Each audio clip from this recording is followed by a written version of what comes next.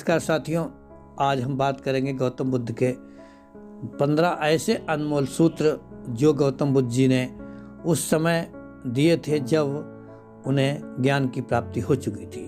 गौतम बुद्ध ज्ञान प्राप्त करने के बाद में क्या बने थे, ये सभी कुछ आपको पता ही है। आप जानते हैं एक साधारण राजकुमार किस प्रकार से इतनी ऊंचाई तक पहुंचा, उसके पीछे क्या था, क्या कारण था कि गौतम बुद्ध को आज भी याद किया जाता है। आज भी उनके रास्ते पर चलने वाले इस विश्व में अनेक लोग हैं। तो हम शुरुआत करते हैं। पहला उनका सूत्र था, उन्होंने कहा था जो बीत गया उसके बारे में मत सोचो, भविष्य की चिंता मत करो, वर्तमान क्षण पर ध्यान केंद्रित करो। तो अब हम बात करेंगे जो बीत गया वो कहाँ गया, आखिर कहाँ से निकला, जो उसे हम बीत गया कहते हैं। और कह रहे हैं कि उसके बारे में मत सोचो, तो और भविष्य की चिंता मत करो, वर्तमान क्षण पर ध्यान केंद्रित करो। इसको पुनः दोहराया हमने, तब पाया है कि वर्तमान पर ध्यान केंद्रित करो। यहीं से शुरुआत होती है उस सूत्र की, और यहीं से हमारे जीवन में परिवर्तन आना शुरू होता है।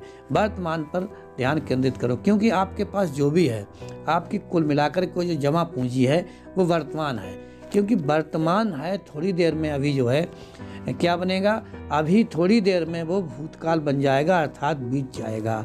और एक बार जो समय आपके द्वारा बीत जाता है, आपके द्वारा जिया जा चुका है, उसको पुनः किसी भी रूप में वापस नहीं ला जा सकता।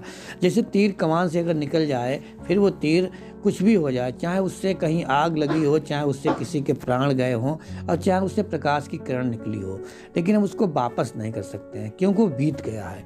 तो गौतम कह रहे हैं कि आप वर्तमान पर ध्यान केंद्रित कीजिए, क्योंकि वर्तमान जो है, जो अभी वर्तमान था, थोड़ी देर पहले आपका जो है वर्तमान था, वो अब आपका भूत हो गया, अर्थात जो बीत गया है, तो उस पर ध्यान नहीं देना है। फिर वो कहते हैं कि उसके बारे में सोचो मत, क्योंकि आप उस गलती को नहीं सुधार सकते। जो गलती हमसे वर्तमान में हुई थी वो भूत में चली गई, और भूत में जाने के बाद में उसमें हम कोई भी सुधार नहीं कर सकते। इसलिए कह रहे हैं और भविष्य की चिंता मत करो, क्योंकि यदि आप वर्तमान में भविष्य की चिंता करेंगे, फिर आप वर्तमान के लिए कुछ कर ही नहीं पाएंगे। आप उलझे रहेंगे उन उलझनों पर, आप उलझे रहेंगे उन मंजिलों के बारे में जो आपके हाथ में नहीं है, आपके बस में नहीं है। इसलिए वो कहते थे कि आप वर्तमान क्षण पर ध्यान केंद्रित करो, अर्थात यदि आप वर्तमान में जीने लगे, फिर आप इतनी ऊंचाई पर पहुंच जाएंगे, आपका भूत और आपका भविष्य स्वयं ही सुनहरा हो जाएगा, और आप जीवन में सफलता प्राप्त करेंगे। क्योंकि जो कुछ है, आप जहां भी है, वो सब केवल और केवल आपका वर्तमान है। उस वर्तमान को सुनहरा करने के लिए आपके पास में पर्याप्त समय, पर्याप्त अवसर है। यही आपकी समझदारी है। अगर नंबर 2 की बात करें तो इनका सूत्र नंबर 2 क्या कह रहा है, हजारों लड़ाइयाँ जीतने से बेहतर है कि आप स्वयं पर विजय प्राप्त करें। हजारों लड़ाइयाँ, अब बड़ा अटपटा सा लगेगा आपको ये सुनकर के कि गौतम बुद्ध भी कहते हैं कि हजारों लड़ाइयाँ। तो साथियों, हम विचार करेंगे कि आखिर वो लड़ाइयाँ हैं कौन सी हजार लड़ाइयाँ हैं जो हमें रोज़ लड़नी पड़ती हैं। कहाँ कहाँ हम अनचाहे संदेश हम दे देते हैं, कहाँ कहाँ हम भटक जाते हैं, जो हमें हजारों लड़ाइयाँ लड़नी पड़ती हैं। गौतम बुद्ध कहते हैं कि वो बेहतर हैं कि आप स्वयं पर विजय प्राप्त कर लो। तो ऐसी हजार लड़ाइयों की जब हम जड़ में पहुँचेंगे, हम समझेंगे कि हजार लड़ाइयाँ वो हैं कौन सी। तो गौतम बुद्ध कहते हैं कि हजार लड़ाइयाँ ये वो हैं जहाँ पर आप अपने स्वार्थ से रिश्ते बनाते हैं, अर्थात आप किसी से भी अपने स्वार्थ के लिए आप स्वार्थ के रिश्ते बनाते हैं, आप क्रोध के रिश्ते बनाते हैं, आप मित्रता के रिश्ते बनाते हैं।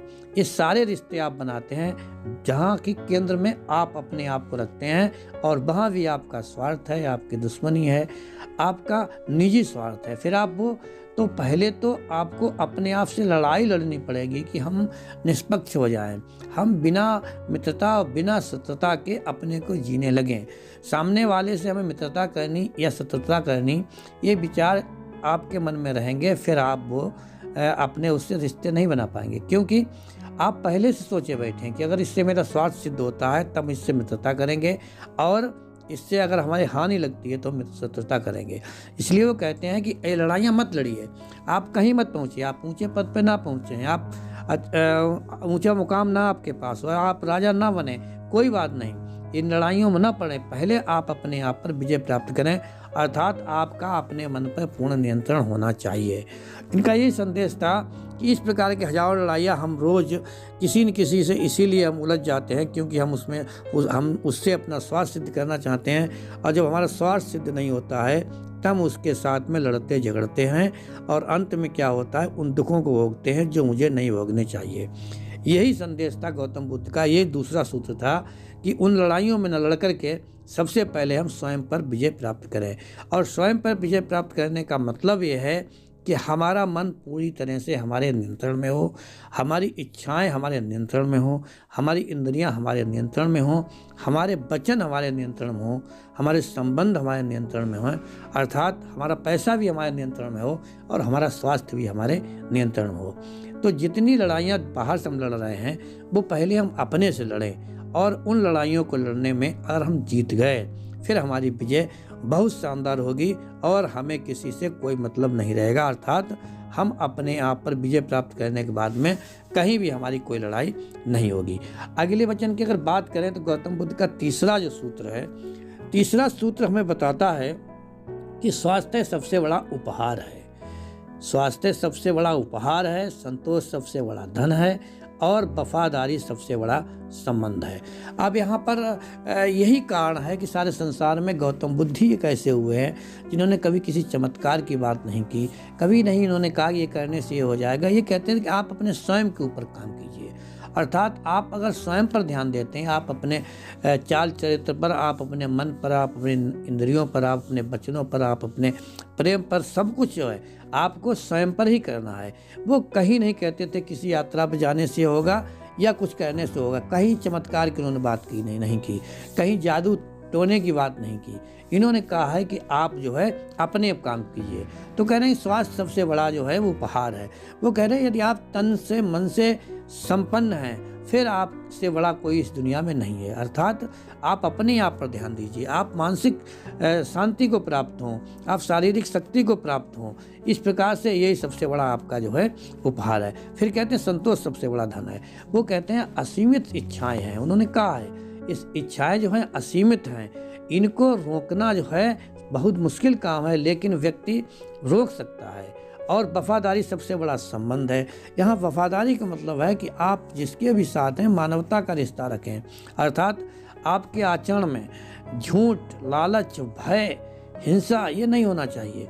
यदि ये होती है तो आपका संबंध वफादारी का नहीं है, आपका संबंध स्वार्थ का है, आपका संबंध जो है एक तरफा है। वो कह रहे हैं कि वफादारी सबसे बड़ा संबंध जब बनेगा जब आप वास्तव में सत्य के मार्ग पर चलते हुए निष्पक्ष रहेंगे। तो धन भी सबसे बड़ा यही होगा कि आपके पास जो है उसमें आप जीना शुरू करें बिना व्याकुलता के। धन की दौड़ की व्याकुलता आप छोड़ दें, पद की दौड़ की आप व्याकुलता छोड़ दें। आप जहाँ पर खड़े हैं वहाँ से रास्ता शुरू करें, वो भी बहुत ही संतोष के साथ। उस संतोष के साथ बढ़ेंगे तो आपके हाथ में सारी सिद्धियाँ होंगी जो कि मानव जीवन के लिए जरूरी है। तो उन्होंने कहा था कि सबसे बड़ा उपहार आपका शरीर हो गया, सबसे बड़ा धन आपका संतोष हो गया, और सबसे बड़ी वफादारी हो गई कि आप लोगों के साथ निष्पक्ष रहें। इसलिए इनका तीसरा सूत्र बहुत ही गजब का है, और जो भी इस सूत्र को अपनाएगा उसके जीवन में निखार आएगा, उसका जीवन एकदम सूर्य की तरह चमकेगा। अर्थात वो स्वयं प्रकाशित होगा और इस संसार के मानवों को भी प्रकाशित करेगा। इतने सूत्र में इसमें दम है, क्योंकि स्वस्थ शरीर में ही स्वस्थ मस्तिष्क रहता है। यदि आप स्वस्थ हैं तो आपके पास सब कुछ है। इस तरह से गौतम बुद्ध का तीसरा सूत्र हम सब के लिए उपयोगी है, हमें इस पर अमल करना चाहिए। मज़ेदार बात यह है गौतम बुद्ध जी स्वयं कहते थे कि जो मैं कर सकता हूँ वही मैं करूँगा, अर्थात हम वो नहीं कहेंगे जो हम करना सकें। अब इनके चौथे सूत्र की बात करते हैं तो आपके क्रोध को पकड़ कर रखना ऐसा है जैसे किसी और को फेंकने के लिए जलता हुआ कोयला आप पकड़े हैं। बहुत गहरी बात है। इनका जो चौथा सूत्र है बहुत गहरा। कह रहे हैं कि क्रोध में व्यक्ति की अवस्था क्या होती है। क्रोध में हम एक जलता हुआ कोयला हो जाते हैं, और उस कोयले का हम करना क्या चाहते हैं, उस कोयले को हम दूसरों पर फेंक करके, अर्थात अपने क्रोध को आरोपित करना चाहते हैं उस व्यक्ति पर जो हमारे सामने खड़ा है, जिस पर हमें गुस्सा आ रही है, हम उस पर आरोपित करना चाहते हैं। क्यों? क्योंकि हम उसे मिटाना चाहते हैं, हम उसे जलाना चाहते हैं। गौतम बुद्ध कहते हैं कि जीवन में जब आप इतना सीख जाएंगे कि क्रोध तो आपको आएगा, क्योंकि ये मानवीय स्वभाव है, इसका निरोध तो किया जा सकता है, इसको रोका तो जा सकता है, इसको कम तो किया जा सकता है, लेकिन उस अवस्था तक पहुंचने के लिए आपको बहुत मेहनत करनी पड़ेगी। अर्थात जब तक आप ध्यान की क्रिया में नहीं उतरेंगे तब तक आप उस क्रोध को रोकने में नहीं सक्षम होंगे।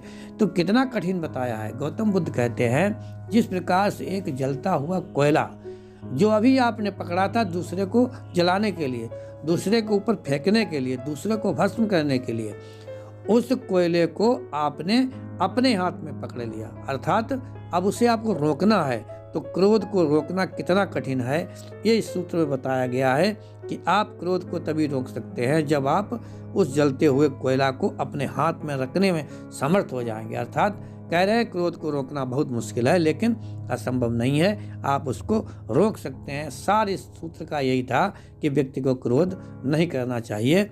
अगर उसकी स्थिति यह है कि क्रोध में है तो उसे उस प्रकार की परेशानी आ जाए जैसे जलती हुई आग की आती है, लेकिन फिर भी क्रोध को रोक देना चाहिए। अपने 5वें वचन में कहते हैं कि आप जो सोचते हैं वही आप बन जाते हैं। आप जो सोचते हैं वही आप बनते हैं। गौतम बुद्ध का ये वचन स्पेशली गौतम बुद्ध का है, लेकिन हमारे कई साहित्यकारों ने इसकी परिभाषाएं और इसको अलग अलग अर्थों में कहा गया है कि जैसी सृष्टि वैसी दृष्टि। ये सब बातें एक ही सूत्र की है कि आप जैसा सोचते हैं, अर्थात आपका जो मन है उसकी कितनी विशाल शक्ति है। आपने सोचा कि आपको अच्छा बनना है तो आप अच्छा बन जाते हैं, आपने सोचा कि आपको बुरा बनना है तो आप बुरा बन जाते हैं। इसी की व्याख्या करते हुए गौतम बुद्ध कहते हैं कि आपने सोचा, अब आपकी सोच क्या बनती है, आप उसको गहराई में समझें कि आखिर वो सोच कहाँ से आती है, आखिर हमारा मन ये सोचने लायक कैसे होता है कि हम ये बनेंगे वो बनेंगे। तो गौतम बुद्ध कहते हैं इस पर संगति का असर होता है। अर्थात आप निरंतर जिस अवस्था का चिंतन करते हैं, आप निरंतर जिस अवस्था में जीते हैं, अंत होता है कि आप उसी प्रकार से बन जाते हैं और वो आपका उस प्रकार का बनना निर्भर करता है आपकी सोच पर। अर्थात सोच जो है वो हमें बनाती है, हमें बिगाड़ती है। हमें क्या बनना है ये हमारी सोच पर निर्भर करता है। तो हमें अपने विचारों पर पूर्ण कंट्रोल रहना चाहिए और विचारों पर कंट्रोल करने के लिए हमें अपनी आसपास अपनी संगत का रूप में पूर्ण रूप से सावधान रहना चाहिए, क्योंकि अगर अच्छे लोगों का साथ नहीं है तो हमारे विचार अच्छे नहीं होंगे, और जब विचार अच्छे नहीं होंगे तो हमारे कर्म अच्छे नहीं होंगे, और वही कर्म आगे चल करके हमें पहचान देते हैं और हम ठीक वैसे ही बन जाते हैं जैसे कर्म हम करते हैं। इस प्रकार से जो सोचता है वही पाता है, वही बनता है। अर्थात इस सूत्र में बताया गया है कि आपका जीवन, आपका भविष्य, आपका चुनाव अपना है और आप जैसा सोचेंगे वैसा बन जाएंगे। अब हम बात करें छठे सूत्र की। तो छठा सूत्र कहता है कि आपने अभी तक जो करते हैं तो उसका जरा निरीक्षण करें। हर सुबह एक नया जन्म होता है, अर्थात आपने जो कल किया था वो बीत गया है। अब उसकी चर्चा में, उसकी परिचर्चा में, उसके शोक में, उसके उत्साह में रहना कहीं पर भी बुद्धिमानी नहीं है। हर सुबह एक नया जन्म है, आज जो करेंगे वही मायने रखता है। गौतम बुद्ध यहाँ पर भी वही बात कहना चाहते हैं, वही संदेश देना चाहते हैं कि जो आपने कल किया था वो सब अब खत्म हो चुका है, अब वो नष्ट हो चुका है, वो बीत गया है। उसके बारे में विमर्श करना, उसके बारे में चर्चा प्रचर्चा करना, उसके बारे में शोक करना अब व्यर्थ हो चुका है, क्योंकि एक रात बीत गई, उस रात ने आपको एक नया जन्म दिया है। सुबह हो गया, सुबह होते ही आपका नया जन्म हुआ है। फिर जो आज आप यात्रा शुरू करेंगे वो यात्रा बहुत मायने रखती है। आपको कहाँ जाना है वो आज की सुबह तय करेगी। अर्थात गौतम बुद्ध कहते हैं कि प्रत्येक व्यक्ति हर रोज मरता है और एक मृत्यु को प्राप्त होता है। यहाँ मृत्यु का मतलब मृत्यु नहीं है, यहाँ का मतलब है कि जो आपके कर्मों ने जो आज यात्रा की थी, रात्रि हो गए, उनको वहीं पर छोड़ दीजिए, और जो आपको सुबह हुई है, जो आपको जन्म मिला है, उस जन्म के आधार पर आप आगे बढ़िए और आप आगे बढ़ते रहेंगे। अर्थात ये आपके कर्म बहुत मायने रखते हैं। हर दिन नई ताज़ा रोशनी के साथ आपको आगे बढ़ने की बात कही है, और इस सूत्र भी कहता है कि वर्तमान आपका बहुत मायने रखता है, हर दिन मायने रखता है। हर दिन आप जो यात्रा करते हैं वही आपके जीवन में आपकी मंजिल बनती है, और वही आपके पड़ाव बनते हैं। इस प्रकार गौतम बुद्ध ने समझाने का प्रयास किया है। हर सवेरा आपके लिए एक नया जीवन ला के खड़ा कर देता है। अब उस सवेरे दिन को कैसे बिताना है ये आपके ऊपर निर्भर करता है। अब हम देखते हैं 7वां वचन। 7वें वचन में गौतम बुद्ध क्या कहते हैं। 7वां वचन कहता है कि सत्य के मार्ग पर चलते हुए व्यक्ति 2 गलतियां कर सकता है, या तो पूरा रास्ता तय ना करना या फिर शुरुआत ही न करना। बहुत गंभीर बात है, बहुत ही काम की बात है, उपयोगी बात है कि सत्य के मार्ग पर चलने वाला, अर्थात जो व्यक्ति सोचता है कि अब हम सत्य के मार्ग पर चलेंगे, तो उससे सिर्फ 2 ही गलतियां होती हैं। उसमें पहली गलती है कि वो पूरा रास्ता तय नहीं कर पाता है, क्योंकि सत्य के मार्ग में ज़्यादा परेशानियां होती हैं, कठिनाइयां होती हैं। आप झूठ के मार्ग पर हैं, सब आपके संबंधी हैं, सब आपका साथ देंगे। सत्य का मार्ग जो है वो बहुत ही पथरीला होता है, कांटों भरा होता है। उसमें धैर्य चाहिए, साहस चाहिए, हिम्मत चाहिए, हौसला चाहिए। यदि आपके पास ये नहीं है तो आप कभी सत्य के मार्ग पर नहीं चल सकते हैं। और आपने देखा है करोड़ों लोग में से कहीं एक व्यक्ति ऐसा होता है जो सच का सामना कर सकता है, अर्थात जो सच्चाई का साथ देता है। तो गौतम बुद्ध कहते हैं बस इतना ही अंतर है कि उससे गलतियां सिर्फ 2 ही होती हैं। या तो वो बीच में हार जाता है, वो मान लेता है कि मेरी क्षमता नहीं है, मेरा सामर्थ्य नहीं है कि हम इस सत्य के मार्ग को पूरा तय करें, और या तो फिर वो शुरुआत ही नहीं करता है। अब ये शुरुआत न करना, 2 गलतियां बताई गई गौतम बुद्ध के द्वारा कि या तो आधा रास्ता तय करना या शुरुआत न करना। एक चेतावनी है हम लोगों के लिए, हम मानवों के लिए एक रास्ता बताया है कि आखिर आप अगर सत्य के मार्ग पर चलना शुरू करते हैं तो आप सावधान हो जाइए। आपको चलना चाहिए, मार्ग कठिन है लेकिन सावधान हो जाइए। यदि आपने चलना शुरू किया है तो रास्ते मत रुकिए, परेशानियां आएंगी और आप शुरू कर दीजिए, तो आप अपने जीवन को सुधार सकते हैं और संसार का भी कल्याण कर सकते हैं। अब हम देखते हैं इनके 8वें सूत्र के बारे में। 8वां सूत्र तो और भी ज़्यादा आश्चर्यजनक रूप से अच्छा है। कहते हैं कि अज्ञानी व्यक्ति एक बैल के समान है। अब यहाँ पर कुछ लोग इस पर विचार करके ये निकाल सकते हैं, इसमें नुक्स निकाल सकते हैं, इसमें आरोप लगा सकते हैं। अज्ञानी व्यक्ति बैल के समान है, वो आकार में बढ़ता है लेकिन ज्ञान में नहीं। अब यहाँ पर अज्ञानी और बैल, इसका मतलब क्या है? तो गौतम बुद्ध का मतलब होता है जिस प्रकार से एक बैल जो कि ज्ञान उसमें नहीं है, उसमें काहे का ज्ञान? उसमें ज्ञान है, इस बात का ज्ञान है खाना कैसे खाया जाता है, नींद क्या होती है, धूप क्या है, छाया क्या है, और खुशी क्या है, ये भी पशु जानते हैं, क्योंकि वो नाम पुचकारने पर वो पूंछ हिलाते हैं, आपके पास आते हैं। लेकिन उन्हें जो है वो आकार में तो बढ़ते हैं लेकिन वो उसमें नहीं बढ़ते हैं, ज्ञान में नहीं बढ़ते हैं। तो गौतम बुद्ध कहते हैं कि यदि आपके समय के साथ साथ आप नहीं बदलते हैं तो आप भी उस बैल के समान हैं, जिसका आकार तो रोज बढ़ रहा है लेकिन ज्ञान में वो शून्य हो रहा है। तो यहाँ बैल की संज्ञा उसी व्यक्ति को दी गई है जो और तो सब कुछ करता है लेकिन ज्ञान के मार्ग पर उसने चलना शुरू ही नहीं किया है। इस प्रकार से 8वें वचन में गौतम बुद्ध ने तुलना की है कि अज्ञानता में जीता हुआ व्यक्ति किसी भी प्रकार से पशु से समान नहीं है, क्योंकि पशु सिर्फ अपना जीवन जीता है, उसे संसार के जीवन से कोई मतलब नहीं होता है। अब हम सोचें कि आखिर पशु तो बैल या कोई पशु है बहुत उपयोगी है मानवता के लिए, लेकिन वो उपयोगी तो है, उतने ही केवल उपयोगी है जिससे आपका जीवन चल सके। उनके पास कोई नई खोज नहीं है, कोई नया विचार नहीं है, हमें देने के लिए कोई नया सपना नहीं है, कोई नया संसार नहीं है। लेकिन हम मानव हैं, हम अपने साथ साथ दूसरों का भी कल्याण कर सकते हैं, इसलिए हमें ज्ञान की आवश्यकता पड़ती है। और यही ज्ञान जो था वो 8वें सूत्र में गौतम बुद्ध ने बताया था। अब हम बात करते हैं 9वें सूत्र की। 9वां सूत्र हमें बताता है आपको वो नहीं मिलता जो आप चाहते हैं, बल्कि वो मिलता है जो आप अपने कर्मों से अर्जित करते हैं। दुनिया का सबसे बड़ा मोटिवेशन इसी बात में छुपा हुआ है। गौतम बुद्ध जैसा महान व्यक्ति आज तक कोई संसार में पैदा ही नहीं हुआ। गौतम बुद्ध कहते हैं कि आप जो चाहते हैं वो आपको नहीं मिलता है। अब यहाँ चाहने की बात है तो लोगों को लगता है, लोगों ने इसको ही कई रूपों में इसे भाग्य कह दिया है, लेकिन गौतम बुद्ध का भाग्य से कोई मतलब ही नहीं था। वो कहते हैं कि जो आप चाहते हैं वो आप नहीं प्राप्त कर सकते हैं, अर्थात उनका स्पष्ट निर्देश था, संकेत था और उनका ज्ञान था कि चाहना भर से कुछ नहीं होता है। अगर आप कुछ प्राप्त करना चाहते हैं तो आप उसे अपने कर्मों से अर्जित कर सकते हैं। अर्थात वो कहते थे कि आप बैठे बैठे चाहते रहो, आप सिर्फ सोचते रहें, तो सोचने से आपको कुछ भी नहीं मिलेगा, क्योंकि संसार सब कुछ यहाँ मिलता है वो कर्म से मिलता है, यहाँ कर्म की प्रधानता है। अर्थात आप जो चाहते हैं तो उसे केवल सोचना बंद करें, क्रिया में जुट जाएं, काम में जुट जाएं, और वो एक समय वो आएगा कि वो वस्तु आपको प्राप्त हो जाएगी। तो यहाँ पर ज्ञान की बात है, लेकिन ये वो वाला ज्ञान नहीं है कि चमत्कार हो जाएगा, कहीं से आपका ऐसा कुछ हो जाएगा, कहीं ऊपरी शक्ति आएगी, कहीं हवा विहारी आकर के आपको कुछ दे देगी, ऐसा कुछ नहीं है।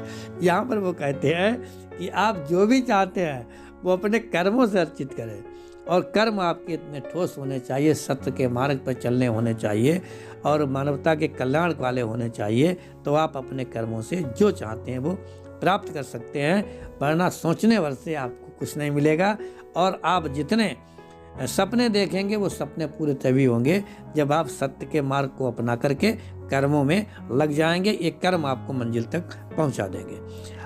अब हम बात करते हैं इनके 10वें वचन की। आखिर 10वें वचन में इन्होंने क्या कहा है। गौतम बुद्ध कहते हैं, सभी गलतियां दोहराई जाती हैं जब तक कि उनसे सीखा ना जाए।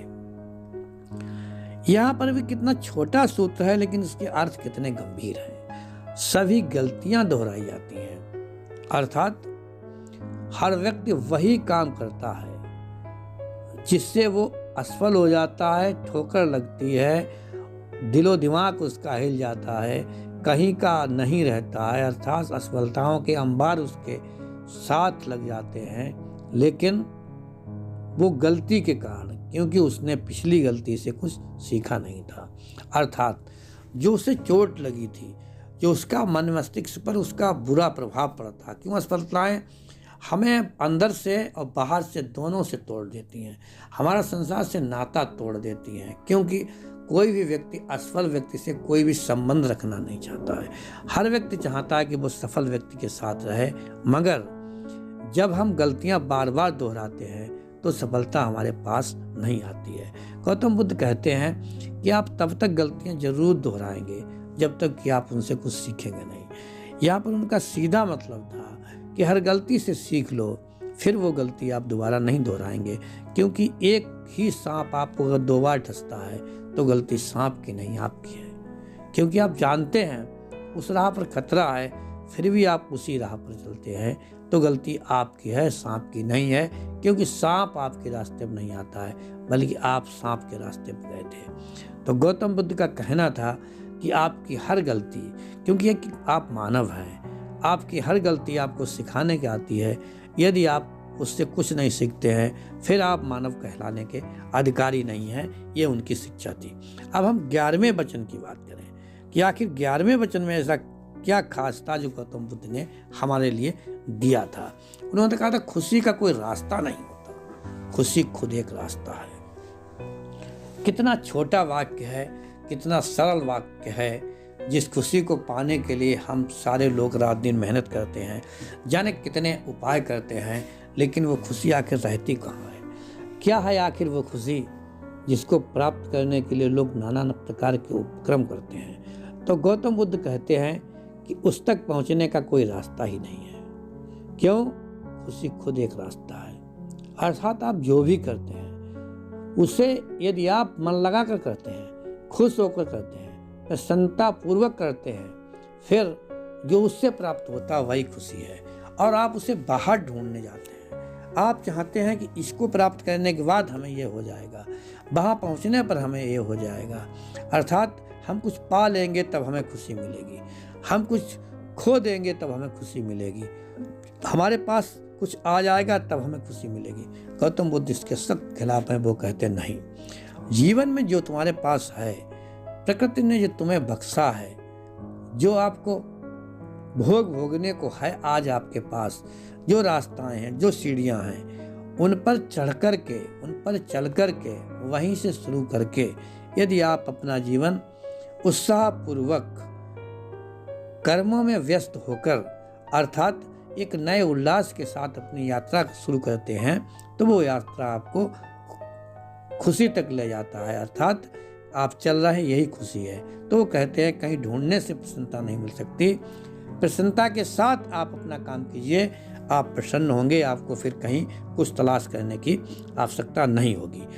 अब हम बात करेंगे गौतम बुद्ध के अगले सूत्र की। जो सूत्र नंबर 12 था उसमें कहते थे अंधेरे को अंधेरे से खत्म नहीं किया जा सकता, केवल प्रकाश से ही खत्म किया जा सकता है। बड़ा आश्चर्यजनक लगा होगा आपको ये सुन करके कि अंधेरे से अंधेरे को खत्म नहीं किया जा सकता। आप सोच रहे होंगे मन में कि आखिर हमने अंधेरे से अंधेरा कब खत्म किया। लेकिन साथियों, ये किसी साधारण व्यक्ति के वाक्य नहीं है, ये सूत्र किसी मानव के नहीं है, एक महामानव के हैं।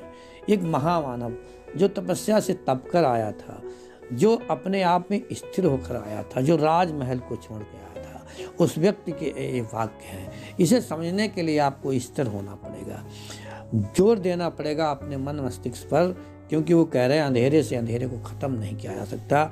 और हमें लगता है कि हम तो कभी ऐसा करते ही नहीं कि हम अंधेरे से अंधेरा ख़त्म करते हैं। अर्थात अपने छोटी सी कुटिया में, अपने छोटे से मकान में भी हम अंधेरा ख़त्म करने के लिए प्रकाश चलाते हैं। जहाँ बिजली है वहाँ लोग लाइट जलाते हैं, दीपक जलाते हैं, तमाम प्रकार के उपकरण करते हैं। साधारण तौर पे यही लगता है कि हम अंधेरे से अंधेरा नहीं ख़त्म करते, बल्कि हम प्रकाश से अंधेरा ख़त्म करते हैं। लेकिन गौतम बुद्ध इस अंधेरे की बात ही नहीं करते हैं। वो कहते हैं कि आप बैर से बैर ख़त्म करना चाहते हैं। आपसे कोई बैर मान रहा है तो आप उसे बैर से ख़त्म करना चाहते हैं, वहीं पर आप फेल होते हैं। गौतम बुद्ध कहते हैं कि आप दुश्मनी से दुश्मनी खत्म करना चाहते हैं। आप असत्य को असत्य से, आपसे कोई झूठ बोला तो आप भी उससे झूठ बोलना चाहते हैं। तो यहाँ पर हो जाता है कि आप अंधेरे से अंधेरे ख़त्म करना चाहते हैं। आपके साथ किसी ने बुरा व्यवहार किया तो आप भी उसको बुरा व्यवहार से ख़त्म करना चाहते हैं। यही अंधेरे से अंधेरा ख़त्म करना है। वो कहते हैं कि नहीं, आप प्रेम से बुराई को जीतिए।